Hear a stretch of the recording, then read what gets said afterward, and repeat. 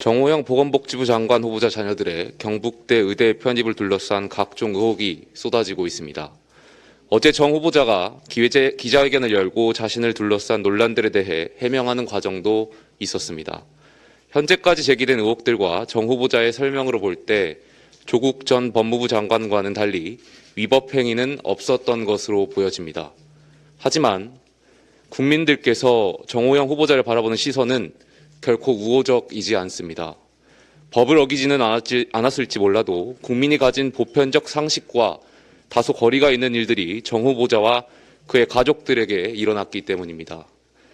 우리는 조국 사태에 분노했습니다. 왜 분노했습니까?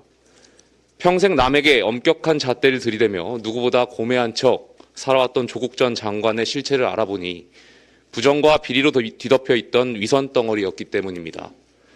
그래서 우린 공정과 상식을 바라는 국민의 염원을 담아 문재인 정권에 맞서 싸웠고 정권 교체를 이뤄내었습니다. 이 시점에서 우리는 누군가가 어느 편에 서 있느냐에 따라 잣대를 달리해서는 안 된다는 점을 명심해야 합니다. 그것이 바로 국민들께서 윤석열 정부와 국민의힘에게 바라는 모습이고 이런 국민들을 바라보고 섬겨야 할 의무가 있는 우리가 반드시 짚고 넘어가야 할 부분입니다.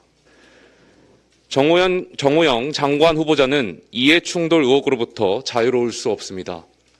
적극적인 위법 행위를 하진 않았더라도 자녀의 편입 과정과 정 후보자의 걸어온 길을 보면 국민의 일반적 눈높이에서 바라볼 때 쉽게 납득하기 힘든 게 현실입니다.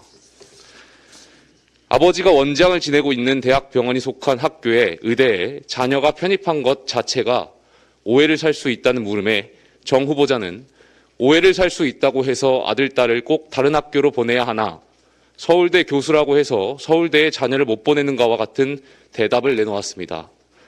위법 행위가 없었다는 점에서 정 후보자는 상당히 억울할 수도 있습니다. 그러나 품격과 도덕성이 필수인 고위공직자 후보자에게 이해충돌 논란이 벌어진 것 자체만으로 공정을 바랐던 국민에게 상대적 박탈감을 줄 수 있고 기억하고 싶지 않은 조국 사태를 떠올리게 할 수 있습니다. 새롭게 시작하는 윤석열 정부와 국민의힘에게 국민들은 공정과 정의를 기대하고 있습니다. 윤석열 정부의 공정이 훼손되지 않고 많은 국민이 기대를 저버리지 않도록 정호영 장관 후보자께서는 거취에 대해 직접 결단해 주십시오.